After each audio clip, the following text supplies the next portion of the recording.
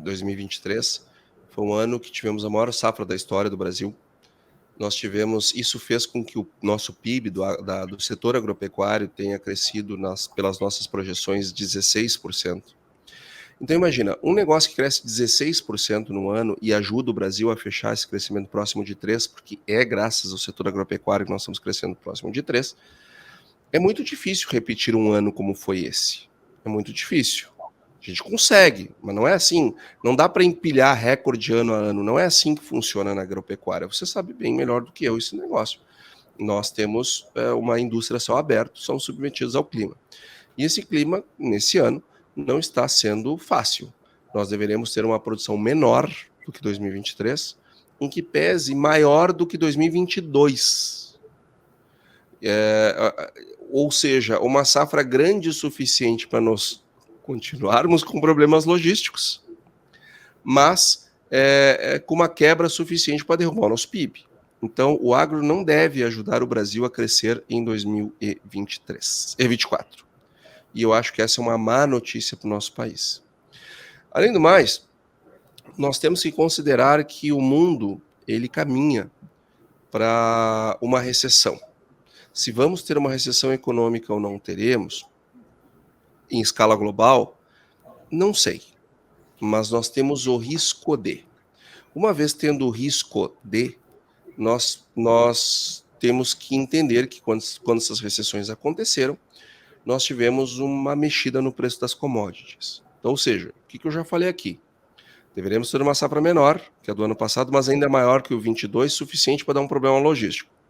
Problemas logísticos derrubam o preço. Recessões derrubam o preço. Então, eu preciso estar atento a movimentos de muita volatilidade. E no momento em que eu tenho uma colheita que não é a que eu estou acostumado, eu preciso garantir a receita suficiente para margem. Então, quando eu tenho um contrato na minha frente que me garante margem, nós devemos avaliá-lo, nós devemos olhá-lo, em virtude da quantidade de incertezas, de riscos potenciais que existem no ano de 2024. Safra 24, nessas alturas do campeonato, não tem mais nenhuma chance de superar 23, nenhuma. Pelo contrário, milho nós deveremos perder aí no mínimo 10 milhões de toneladas. Soja, 6 já estão perdidas. Fora o que nós ainda não podemos provar, né? Que precisa de tempo para o desenvolvimento da planta, para poder provar, ó, essa planta aqui não atinge mais o potencial dela. Isso leva um tempo, mas daqui a um mês a gente já vai ter enxergado essas questões. Então, se eu já estou tendo um ano que não é muito bom, flutuações de preços não me ajudam. Tá? Elas me trazem um risco importante. Então, acho que diante de todo esse arcabouço de riscos que o Brasil tem, é importante os produtores terem uma postura no sentido de garantir margens. E para o país, de uma maneira geral, nós vamos ter uma forte desaceleração no ano que vem. Uma forte desaceleração, com desequilíbrio fiscal muito, muito intenso, o que pode trazer tempos para a nossa economia que nós achávamos que nós tínhamos enterrado e que, infelizmente, estão aí de volta. Nós estamos com uma gastança que isto não termina bem. E pegando aqui um elemento do que disse o ministro Roberto e a Letícia, eu não sei se nós estamos gastando bem esse dinheiro. Porque seguro rural, por exemplo, foi destruído no Brasil. Plano Safra, como nós cansamos de falar aqui, que era só um anúncio, continua sendo só um anúncio. Ah, mas os valores tomados, sim, mas os valores livres é o que está crescendo. Recursos de investimento travado. O ABC, que tanto se falou no Plano Safra, economia verde, agricultura verde, tantos compromissos, tantas falas. Cadê o dinheiro do ABC? Ou seja, nós temos que nos preparar para um orçamento ainda mais apertado em 2024, o que faz com que os produtores tenham que contar cada vez mais consigo mesmos. Marcelo. Legal, Antônio. Você, Letícia, agora. Marcelo, eu aqui para ler algumas perguntas que a gente tem. O pessoal está participando, né? Quais as ações do Congresso para conter as constantes invasões de terra? Como a gente falou de frente parlamentar e das notícias boas desse ano, Então, quem puder responder. Aqui em Goiás, produtores já pedindo recuperação judicial, assustadora inadimplência e imprevisibilidade da produção para negociar. Alguns municípios já expedindo decretos em decorrência da seca. E a última é como... Essa foi uma observação da sua fala, né, Marcelo? E outra é como a atual reforma tributária irá impactar a atividade econômica no campo. Bom, eu posso tentar responder as perguntas e meus amigos aqui de bancada me ajudam. Bom, primeiro, o impacto da reforma tributária. A reforma tributária, ela foi votada semana passada, aprovada, e praticamente foi feito o que deu para fazer, né? Então, nós podemos dizer que houveram avanços? Sim, houveram avanços. A futura política tributária do país vai ser um pouco mais simples do que a nossa atual, mas ela tem muitos itens ainda para serem votados nos destaques, muita coisa ainda para ser definida. Então, seria prematuro aqui hoje a gente poder dizer que foi melhor ou foi pior, né? Em termos de geografia de impostos, foi um avanço. Agora, que tamanho que vão ser esses impostos, como que vai afetar ainda as nossas vidas como empresários, ainda tem muita água para passar debaixo dessa ponte, tem muitos pontos ainda a serem discutidos, né?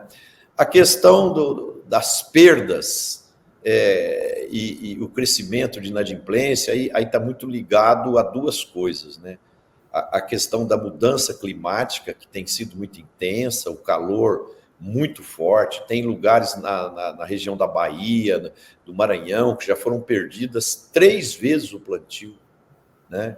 Então, é uma situação muito crítica em várias regiões. No Mato Grosso, tivemos muitas perdas de plantio. Isso, de uma certa forma, aumenta o custo do agricultor e compromete sua rentabilidade e fica ameaçado sua lucratividade, né? E ele não tendo rentabilidade, ele tem dificuldade de honrar os compromissos. E aí cai de novo no que a Letícia e o Roberto falaram sobre a questão do seguro rural, né? O seguro rural é uma ferramenta muito importante para dar sustentabilidade ao negócio, né? Igual qualquer tipo de seguro. Quer dizer, você compra um carro, você tem que fazer o seguro, porque se o carro for roubado ou tiver uma batida forte, claro, você vai ter que pagar a sua franquia, mas 80%, 90% do seu patrimônio vai ser salvo, né? E na agricultura não é diferente. E como nós somos uma indústria a céu aberto, é necessário que o seguro rural seja eficiente, seja num preço justo ao agricultor, porque ainda não é, né? E aí a gente tem que quebrar esse ciclo, porque ele é caro, então a gente não consegue fazer, e por a gente não conseguir fazer, ele continua caro, né? Então, quanto mais gente usar o recurso do seguro rural, mais ele vai poder ser barateado e ficar em conta para que seja factível para todos, né? E por último, a invasão de terra. Esse é um problema seríssimo, é uma coisa inadmissível, é uma coisa que cria insegurança jurídica, cria desmotivação na classe empresarial para investir. Então, é uma coisa inadmissível que as nossas autoridades não podem aceitar, e isso é uma página que nós precisamos virar da nossa história. Mas eu queria agregar também um pouquinho mais aos temas colocados aqui pela Letícia, pelo Antônio, por você, Marcelo. Sobretudo o que a Ana Cláudia falou.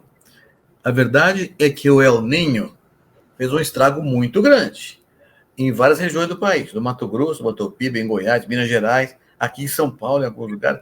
Que está menos ruim é o Paraná e Santa Catarina, mas houve muito estrago em vários estados do país. Daí que o seguro rural era essencial. E outra, foi anunciado já no plano de safra, então era uma questão óbvia de que essa coisa tinha que acontecer.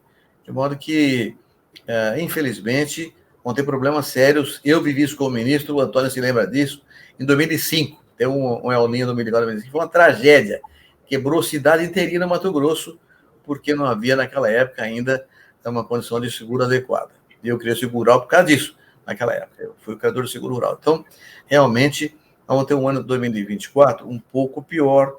O Antônio foi muito claro. Uma safra menor, os preços ainda vão depender do que vai acontecer pela frente. Ainda tem a Argentina, que vai ter uma safra grande, vai comprar de uma forma maior no ano que vem. E tem problemas outros que nós não conhecemos ainda. Como é que vai se comportar o câmbio? Como vai ser a taxa de juros? Como vai ser, como o Antônio colocou muito claramente, a questão global de recessão. Então, a sério, alguns fantasmas para o ano que vem, e é preciso estar de olho no mercado o tempo inteiro e fazer o que é mais econômico para cada um de nós, para que não haja um problema mais sério no ano que vem. Mas a Ana Cláudia colocou um tema apavorante, que é o tema Tribunal Judicial já acontecendo em alguns lugares no estado de Goiás.